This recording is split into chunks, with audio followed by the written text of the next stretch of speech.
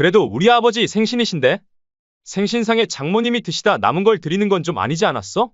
우리 엄마가 남긴 게 뭐 어때서? 더럽기라도 하다는 거야? 난 그게 왜 문제인지 잘 모르겠네. 남은 음식 안 버리고 좋잖아. 그런 말이 아니라 당신은 우리 집에 장모님 오시면 상다리가 부러지게 차려드리면서 우리 부모님한테는 그냥 먹다 남긴 음식을 대접하는 건 좀 그렇잖아. 배달이라도 하나 더 시키지. 돈 아깝게 배달까지 시킬 필요 있어? 어차피 두 분 다 눈치 못 채셨잖아. 아버님은 아무것도 모르시고 한 그릇 더 달라고 하시면서 싹싹 비벼 드시던데 뭘. 그건 그렇긴 한데 그래도 너무 남은 음식 티났어. 불고기인데 고기도 없고 국에 건더기도 하나 없던데. 아이, 몰라, 괜찮겠지. 뭐, 맛있게 드셨으니 됐잖아? 아니, 이게 지금 다 무슨 소리야? 설마 안 사돈이 먹다가 남긴 음식이 아까워서 우리한테 잔반 처리 시킨 거야? 그것도 생일이라고 초대한 자리에서? 안녕하세요. 이 사연의 주인공은 68세 최양희 할머님이십니다. 최 씨 할머니는 평생 남편과 아들을 위해 살아온 평범한 가정주부였습니다. 젊은 시절 살림과 육아에 전념하면서 가정을 돌봤고 남편은 공무원으로 성실하게 일하며 가정을 책임졌습니다. 은퇴 후에도 남편은 한결같이 원칙을 중시하는 사람이었고 최 씨 할머니는 그런 남편을 믿고 의지했습니다. 부부에게는 아들 하나 있었습니다. 귀하게 키운 외동아들이라서 사랑도 많이 줬지만 아들은 어릴 때부터 조금 이기적인 면모가 강했습니다.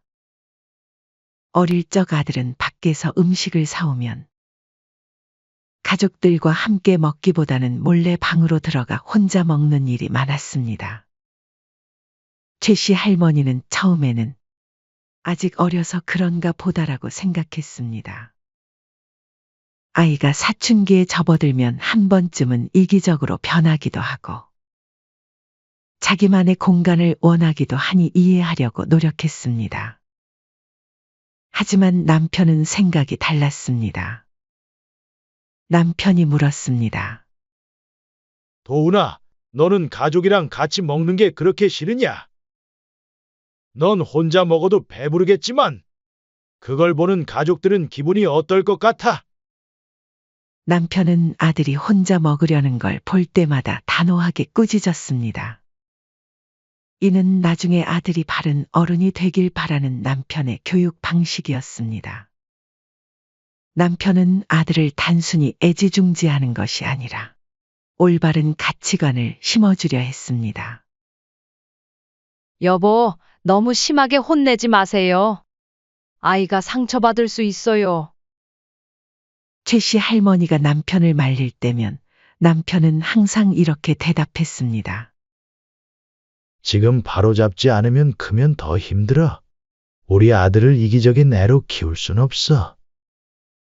그러나 아들은 그런 아버지를 어려워했습니다. 엄격하게 가르치려고 하는 아버지와 점점 거리를 두기 시작했고 반대로 어머니와는 더 가까워졌습니다. 최 씨 할머니는 한편으로는 남편이 아들을 너무 심하게 다그치는 게 아닌가 싶었지만 먼 미래에는 남편이 맞았다는 것을 시간이 지나면서 알게 되었죠. 시간이 흘러 아들은 대학을 졸업하고 대기업에 취업했습니다. 대기업에 다니면서 자연스럽게 결혼 정년기가 되었고 주변 지인의 소개로 며느리를 만나 결혼하게 되었습니다. 며느리는 외모도 준수했고 직장도 있었으며 첫인상이 밝고 싹싹했습니다. 신혼 초반만 해도 며느리는 시댁을 잘 챙기는 것처럼 보였습니다. 명절이 되기 전에는 미리 연락을 해왔고 가끔 전화해서 안부를 묻기도 했습니다. 어머님, 같이 식사하면서 이야기도 나누고 싶어요. 아버님도 함께 오세요. 며느리가 전화로 말했습니다. 아이고, 말이라도 고맙구나. 하지만 너희 신혼인데 방해할 순 없지. 최 씨 할머니가 웃으며 대답했습니다. 덕분에 최 씨 할머니는 며느리를 마음에 들어 했습니다. 여보, 요즘 애들 같지 않게 예의도 바르고 참 착하네. 최 씨 할머니가 남편에게 말했습니다. 그래도 우리가 며느리 복이 있는 거 아니야? 남편도 큰 말 없이 흐뭇한 미소를 지었습니다. 결혼 초반만 해도 아들 부부와의 관계는 크게 문제될 것이 없어 보였습니다. 결혼한 아들과 며느리를 보며 최 씨 할머니와 남편은 아들 부부의 경제적 안정을 돕고 싶었습니다. 부부는 평생 아끼고 절약하며 살아왔습니다. 남편은 공무원으로 꾸준히 연금을 받고 있고, 최 씨 할머니도 작은 부업을 하며 남편을 도왔습니다. 비록 부자는 아니었지만 검소한 생활 덕분에 은퇴 후에도 어느 정도 노후 자금을 갖고 있었습니다. 그중 하나는 서울 중랑구의 32평 아파트였습니다.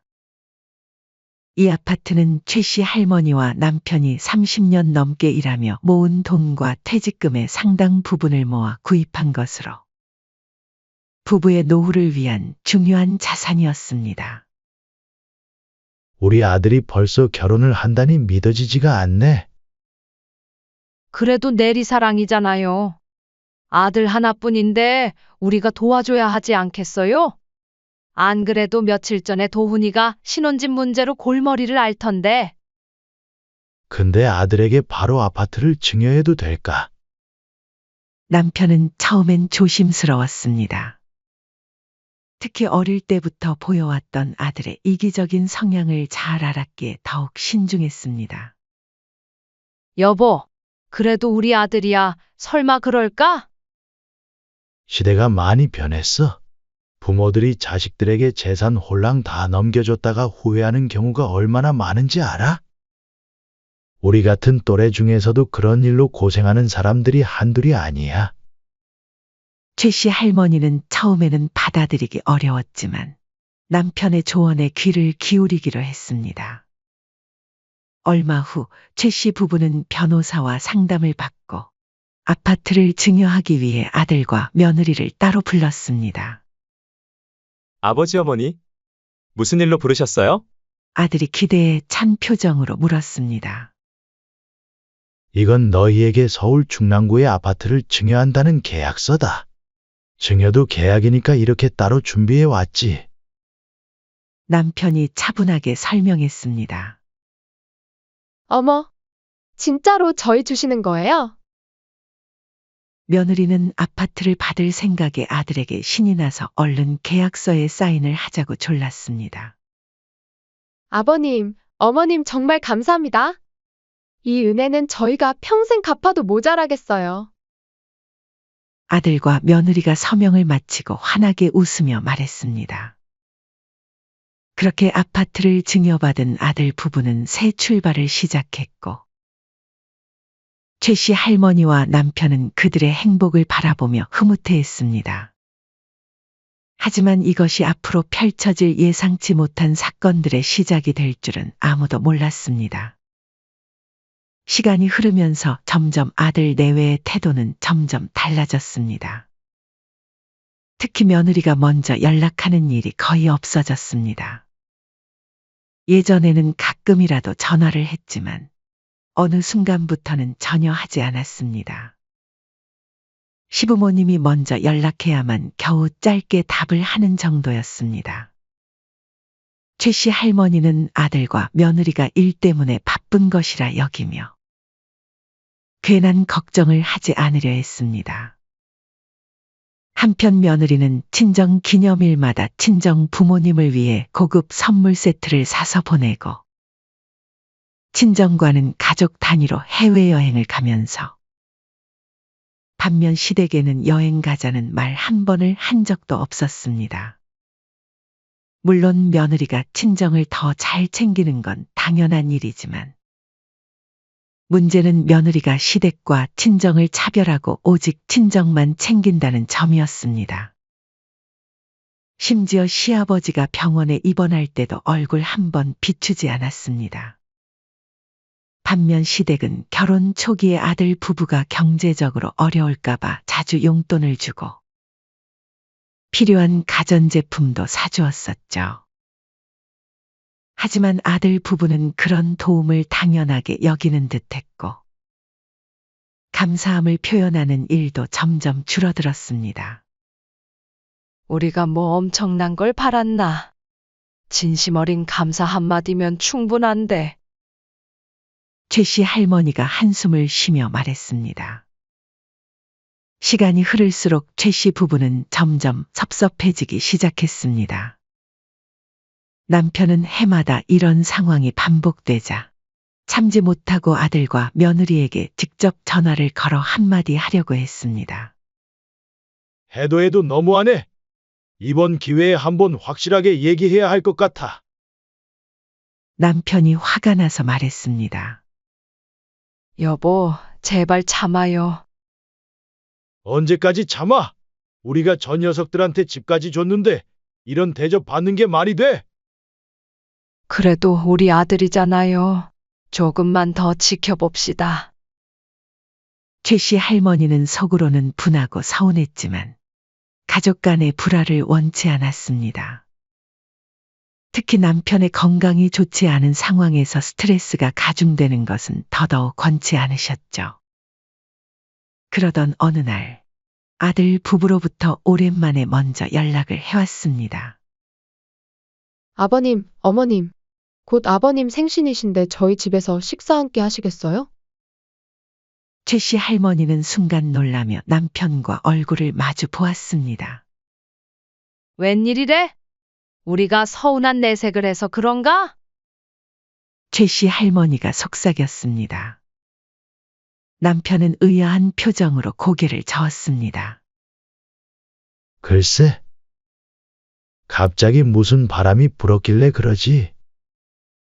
사실 섭섭한 감정이 아직 다 사라지진 않았지만 그래도 자식이 먼저 초대했다는 사실이 기뻤습니다.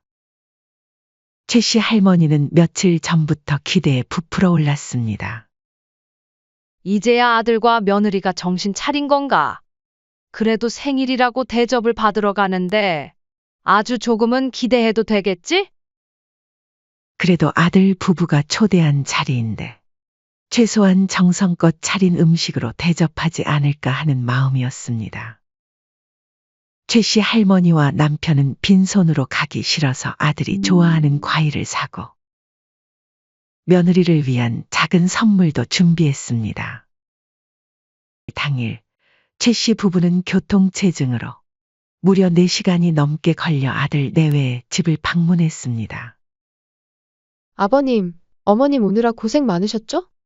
오셔서 식사부터 하세요. 그래. 초대해줘서 고맙다, 주영아. 하지만 집 안으로 들어서서 마주한 식사 자리는 최 씨 할머니의 기대와 너무도 달랐습니다.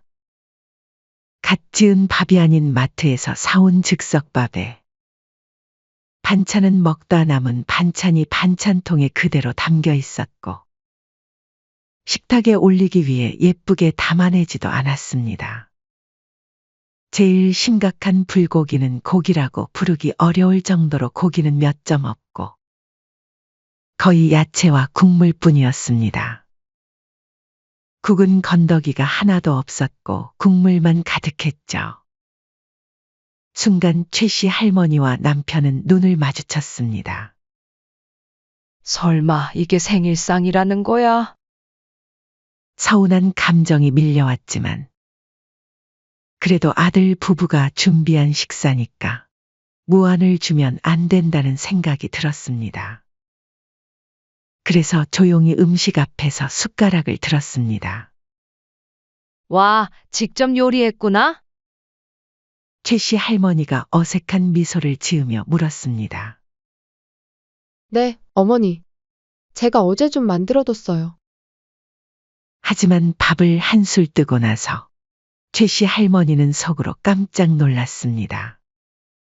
이게 왜 이렇게 짜지? 음식을 너무 오래 끓였는지 너무 짰고 맛도 별로였습니다. 양도 너무 적고 음식이 무슨 누가 먹다 남긴 것 같네. 하지만 차마 입 밖으로 말할 수 없었습니다.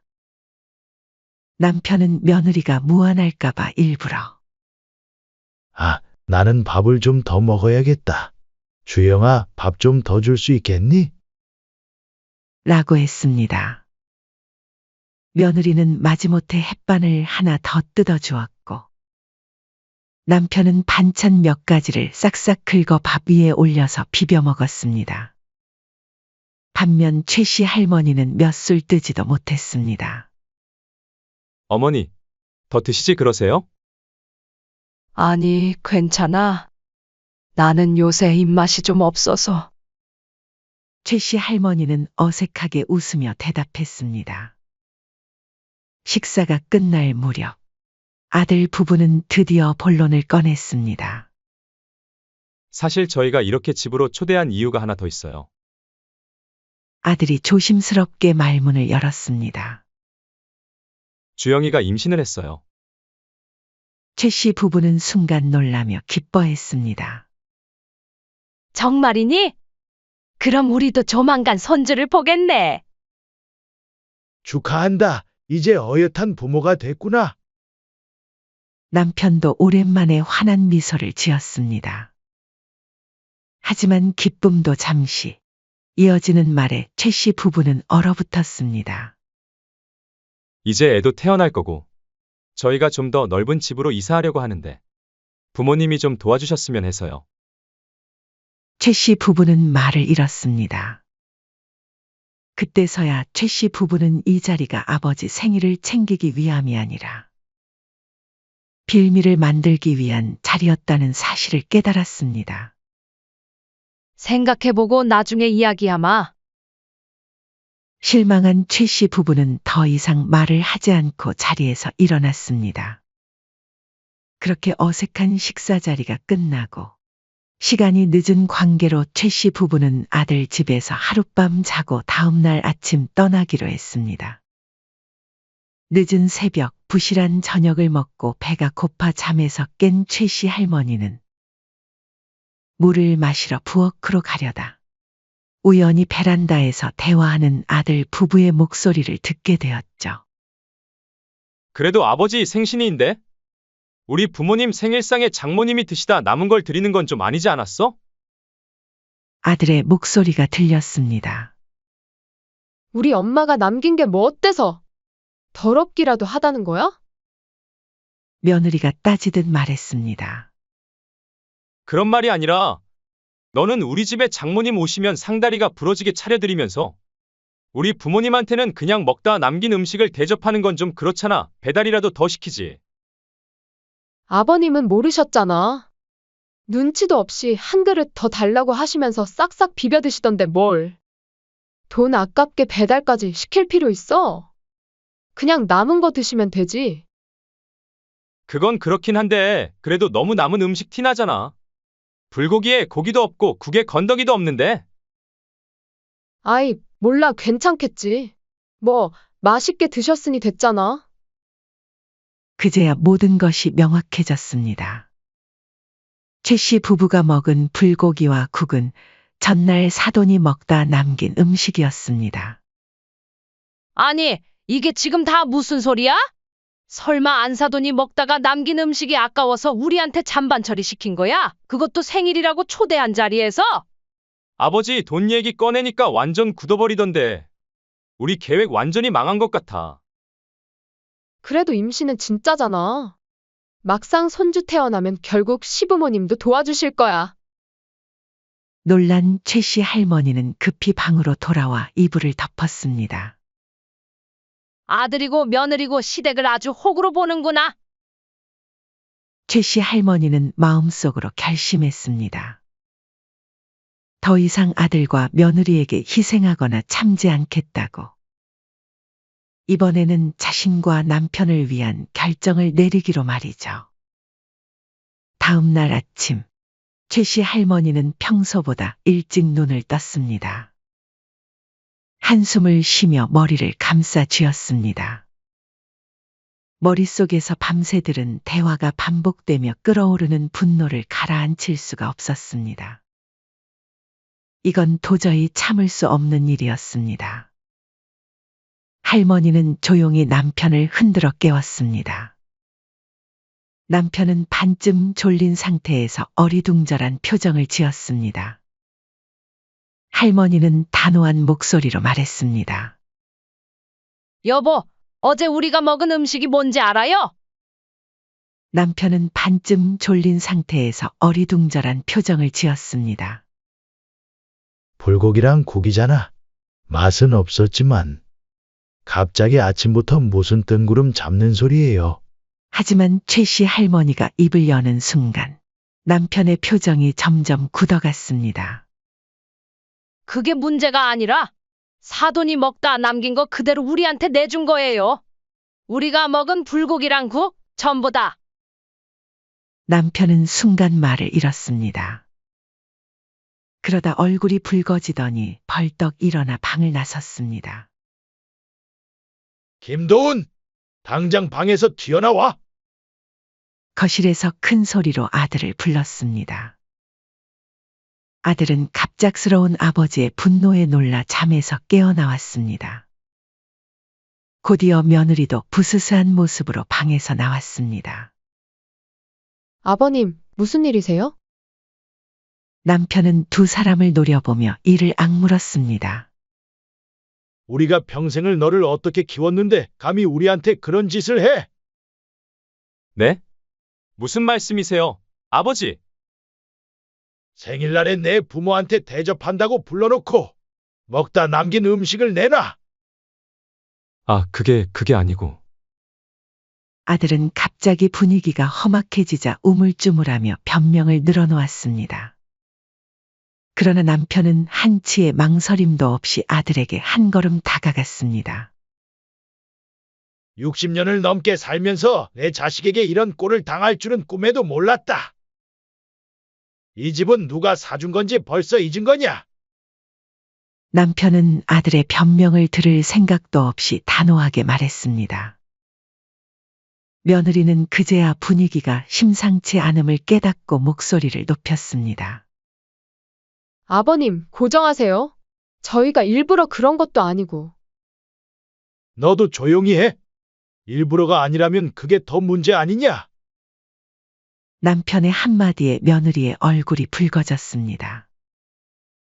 하지만 며느리도 만만치 않았습니다. 그래도 이렇게까지 화내실 일은 아니죠. 솔직히 시댁이 저희한테 해준 게 뭐가 있다고. 뭐? 요즘 부모님들 다 자식 도와주는 게 당연한데 우리는 겨우 집 하나 받은 것뿐이잖아요? 며느리가 계속 말했습니다. 그 순간 이번에는 최 씨 할머니가 참지 못하고 소리쳤습니다. 네가 아주 단단히 미쳤구나. 그 순간 최 씨 할머니가 며느리를 향해 소리를 빽 지르자 갑자기 온 집안이 쥐죽은 듯 조용해졌습니다. 겨우 집 하나라고 그 집 하나가 얼마나 값진지 알기나 해? 그 집은 우리가 평생 모은 돈으로 산 거야. 우리 노후를 위한 거였어? 그래, 우리가 너희한테 집을 준 것이 인생에서 가장 큰 실수였어? 그동안 참아왔던 서운함과 분노가 한꺼번에 터져나왔습니다. 너희 반드시 후회하게 될 거야. 이제 너희가 무슨 짓을 했는지 똑똑히 보여줄 테니. 여보 집으로 돌아갑시다. 최 씨 할머니와 남편은 집으로 돌아와도 분이 풀리지 않았습니다. 아들과 며느리를 크게 혼냈다고 해서 이 일이 모두 끝난 것이 아니었습니다. 최 씨 할머니는 무언가 결심한 듯 남편에게 말했습니다. 여보, 이번 기회에 자식놈 버릇을 제대로 고쳐줘야겠어요. 버릇을 고쳐준다니? 남편이 의아한 얼굴로 바라보자 최 씨 할머니는 미소를 지으며 말했습니다. 그 집 우리가 그냥 준 게 아니잖아요. 그 순간 남편의 눈이 번뜩였습니다. 아, 맞다. 그게 있었지? 그들이 단순히 집을 증여한 것이 아니었습니다. 최 씨 부부는 애초부터 아들을 100% 믿지 못했습니다. 그래서 아들에게 집을 물려줄 때 부담부 증여, 일명명 효도 계약을 작성했던 것입니다. 일반적인 증여는 부모가 자식에게 아무 조건 없이 재산을 이전하는 방식이지만 효도 계약을 통한 증여는 부모가 자식에게 일정한 조건을 걸고 물려주는 것입니다. 당시의 최 씨 부부는 계약서에 명확하게 조건을 명시했습니다. 자식으로서 기본적인 의무를 다하며 부모를 성실히 부양한다. 그리고 마지막에 이 문구를 작성해 두었습니다. 그러나 효도를 성실히 이행하지 않는다면 최 씨 부부는 증여를 취소할 수 있으며 이에 대해 어떠한 이의나 청구도 제기하지 않는다. 이제 남편도 확신했습니다. 좋아. 이번 기회에 확실히 아들과 며느리에게서 집을 되찾아오자. 최 씨 부부는 곧바로 변호사와 상담을 한 후 곧바로 아들과 며느리를 상대로 증여 취소 소송을 제기했습니다. 아들과 며느리는 처음에 대수롭지 않게 여겼습니다. 흥, 우리한테 집 주고 이제 와서 뺏어간다고. 말도 안 되는 소리야. 설마 법원이 부모님 편을 들어주겠어? 집도 우리 거고 거주자도 우리야. 하지만 재판이 진행되면서 그들의 표정은 점점 어두워졌습니다. 변호사가 계약서를 제출하자 법정은 술렁였습니다. 재판장이 서류를 확인한 후 단호하게 말했습니다. 이 계약서에 따르면 피고 아들과 며느리는 부모를 성실히 부양할 의무가 있습니다. 그러나 검토한 결과 부모의 안부를 확인하거나 부양하는 최소한의 의무조차 하지 않았다는 점이 인정됩니다. 아들과 며느리는 발끈하며 소리를 질렀습니다. 아니, 무슨 겨우 그 정도 가지고 부동산 증여가 취소돼요? 우리가 부모님을 학대한 것도 아니고. 맞아요. 고작 연락 좀 안 한 거 가지고. 그리고 먹다 남은 음식 드린 거도. 그게 뭐 대수라고 다들 남은 음식 드시잖아요. 그러자 재판장이 서늘한 목소리로 말했습니다. 단순히 자식이 부모를 학대한 것만이 불효가 아닙니다. 부모와 자식 관계가 단절된 것도 아닌데 1년에 몇 번이라도 부모의 안부를 확인하는 것은 자식으로서 최소한의 의무입니다. 그런데 피고 측은 명절, 생일, 어버이날조차 연락을 하지 않았으며 심지어 부모님께 장모가 먹다 남긴 음식을 제공한 행위까지 있었습니다. 부모에 대한 자식으로서의 존중과 예의가 없었죠. 이는 명백한 증여 계약 위반입니다. 그 순간 법정 안이 조용해졌습니다. 아들과 며느리는 얼굴이 창백해졌습니다. 그동안 자기들이 했던 행동이 얼마나 비열했는지 이제서야 깨닫기 시작했습니다. 재판장은 마지막으로 말했습니다. 이에 따라 아들과 며느리에게 증여된 아파트는 최 씨 부부에게 반환됩니다. 또한 이에 대해 어떠한 이의나 청구도 제기할 수 없습니다. 바로 최 씨 부부가 완벽한 승리를 거둔 순간이었습니다. 재판이 끝난 후 아들과 며느리는 그제야 상황을 제대로 이해했습니다. 집을 잃고 돈도 없습니다. 앞으로 태어날 아이와 함께 갈 곳이 없었습니다. 아들과 며느리는 법정 밖에서 최 씨 부부 앞에 무릎을 꿇었습니다. 어머니, 아버지, 저희 한 번만 용서해 주세요. 아들이 흐느끼며 말했습니다. 며느리는 울면서 바닥에 주저앉아 손을 모았습니다. 이제 곧 아이도 태어나는데 저희는 어디서 살라고 이렇게 매정하세요? 저희가 정말 잘못했어요. 다시는 그런 일 없을 거예요. 아들은 망연자실한 얼굴로 최 씨 할머니를 바라보며 말했습니다. 엄마, 제발 다시 한 번만 생각해 주세요. 제발요. 다시 집을 저희한테 주시면 안 될까요? 이제부터는 제대로 효도할게요.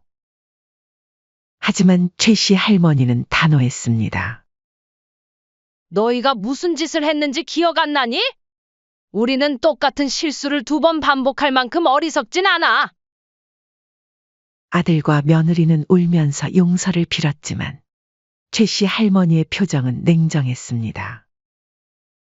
예전에는 나이 먹어서 돈 가지고 있으면 뭐 하나 싶었어. 하지만 너희 같은 불효자들에게 줄 바엔 차라리 실컷 쓰고 즐기면서 사는 노년 생활도 나쁘지 않겠다는 생각이 들더구나. 아들과 며느리의 얼굴이 절망으로 일그러졌습니다. 이제 시대가 달라졌다. 부모가 자식에게 무조건 희생하는 시대는 끝났어. 우리도 우리 자신의 행복을 위해 살 거야. 그 말을 남기고 최 씨 부부는 더 이상 미련 없이 법원을 나섰습니다. 바닥에 주저앉아 구르는 며느리, 무기력하게 앉아 고개를 떨군 아들. 하지만 최 씨 부부는 뒤돌아보지 않았습니다. 그들의 걸음은 가벼웠고 표정은 밝았습니다. 문 밖을 나서며 최 씨 할머니와 남편은 서로 눈을 마주쳤습니다. 그리고 오랜만에 마음 깊이 안도하며 웃었습니다. 최 씨 할머니가 말했습니다. 이제부터는 우리 인생을 삽시다. 그거 좋지요. 손을 꼭 잡은 채 두 사람은 밝은 햇살 속으로 걸어 나갔습니다. 최 씨 부부가 집을 돌려받고 법원을 나온 후 아들과 며느리는 결국 작은 빌라로 이사해야 하는 처지가 되었습니다. 아들과 며느리는 최 씨 부부가 증여한 집이 영원히 자기들의 것일 거라고 믿고 제대로 저축도 하지 않았습니다. 부모에게 받은 집이 있으니 따로 집을 마련할 필요도 없었고 돈을 모아둘 이유도 없었습니다. 그저 버는 대로 쓰고 원하는 것은 다 사들이며 마음껏 누리는 생활을 했습니다. 하지만 갑자기 집을 잃게 되면서 그들에게 빚이 생기기 시작했습니다. 월세를 내야 했고 이사 비용도 만만치 않았습니다. 씀씀이는 여전히 큰 데 비해 지출이 많아지면서 두 사람의 생활은 급격히 나빠지기 시작했습니다. 대기업 직장인이라는 허울을 썼던 아들은 이제 대출이자 갚기에 급급했고 며느리 역시 생활비를 벌기 위해 맞벌이를 해야 했습니다. 그들이 꿈꾸던 넓고 좋은 집, 안정된 미래는 한순간에 사라졌습니다. 처음에는 그럭저럭 버틸 수 있을 거라고 생각했습니다. 하지만 시간이 지나면서 현실이 너무도 가혹하게 다가왔습니다. 어느 저녁 작은 빌라의 좁은 거실에서 아들과 며느리는 걱정스러운 표정으로 대화를 나누고 있었습니다. 며느리가 고개를 숙이며 말했습니다. 여보, 카드값이 이번 달에도 밀렸어. 저번 달에 우리가 산 할부가 아직 남아있어서 그래. 조금만 더 아껴 쓰자. 아들이 힘없는 목소리로 대답했습니다. 그럼 다음 달엔 괜찮아지고. 우리 대출이자만 해도 얼마인데. 아들은 대답 대신 한숨만 쉬었습니다. 결국 아들과 며느리는 최 씨 부부를 다시 찾아가기로 결정했습니다. 문 앞에서 두 사람은 예전과 다르게 초라한 모습으로 서 있었습니다. 멀끔한 명품 가방과 브랜드 옷을 입던 며느리는 어느새 초라한 티셔츠에 다 늘어진 운동화를 신고 있었습니다. 최 씨 할머니가 문을 열자 아들과 며느리는 고개를 숙였습니다. 엄마, 아버지, 정말 죄송해요. 제발 다시 기회를 주세요. 저희도 정신 차렸어요. 며느리도 울먹이며 말했습니다. 최 씨 할머니는 단호하게 대꾸했습니다. 정신 차렸다고? 이제 와서? 너희는 우리를 부모로서가 아니라 돈을 대주는 ATM으로만 봤잖니?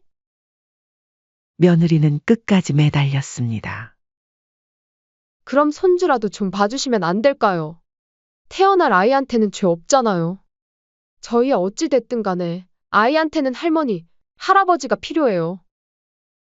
하지만 최 씨 할머니는 더 이상 흔들리지 않았습니다.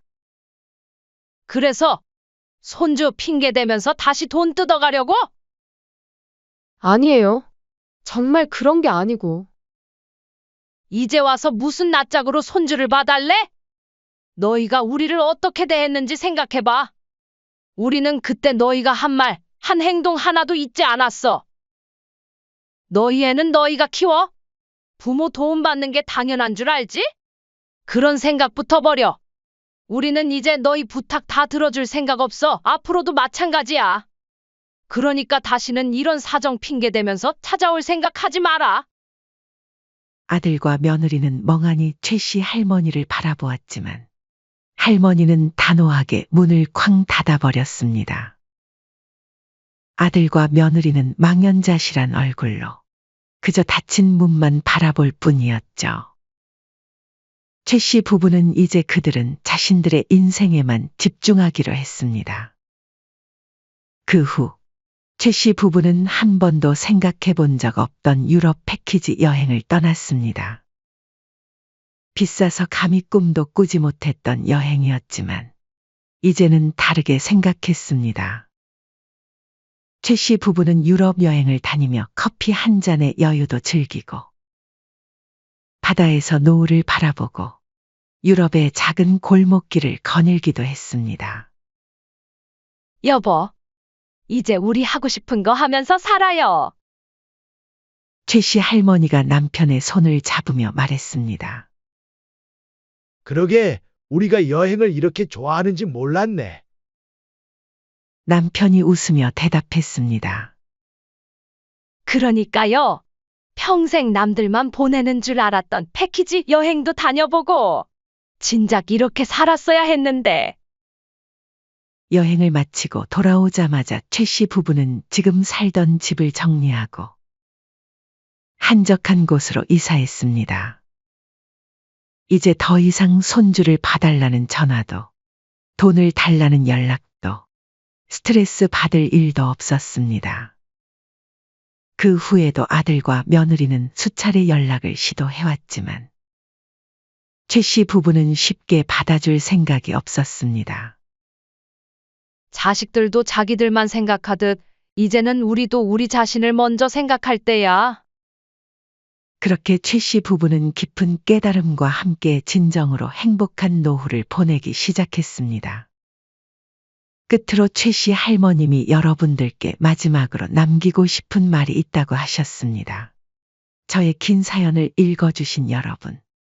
아마도 이 글을 읽으며 속이 시원하신 분들도 계실 것이고, 혹은 어쩌면 씁쓸한 마음이 드신 분들도 계실 겁니다. 저도 한때는 부모가 자식에게 희생하는 것은 당연한 일이라고 생각했습니다. 나중에 다 자식한테 돌아온다. 내가 베푼 만큼 자식도 나를 챙겨줄 것이다. 하지만 시대가 변했습니다. 자식도 자신들의 인생이 우선입니다. 그리고 부모도 조금 더 이기적으로 살아도 됩니다. 너무 희생하지 마세요. 여러분도 인생을 즐기실 권리가 있습니다. 혹시라도 자식에게 재산을 증여할 계획이 있으시다면 꼭 효도 계약을 하십시오. 아무 조건 없이 다 퍼주고 나면 나중에 후회해도 돌이킬 수 없습니다. 저도 예전에는 부모와 자식이 법정에서 소송을 한다는 것이 드라마나 뉴스에서나 나오는 이야기라고 생각했습니다. 하지만 살아보니 이런 일은 생각보다 흔한 현실입니다. 어쩌면 세상은 우리가 알고 있는 이야기보다 더 사연 같을지도 모릅니다. 그러니 부모도 이제는 더 똑똑해져야 합니다. 재산은 절대 먼저 내어주지 마시고 마지막까지 손에 꼭 쥐고 계세요. 여러분의 남은 인생도 행복과 여유로 가득 차기를 바라며 이만 글을 마칩니다. 사연은 여기까지였습니다. 구독, 좋아요, 댓글은 영상 제작에 큰 힘이 됩니다. 시청해 주셔서 감사합니다.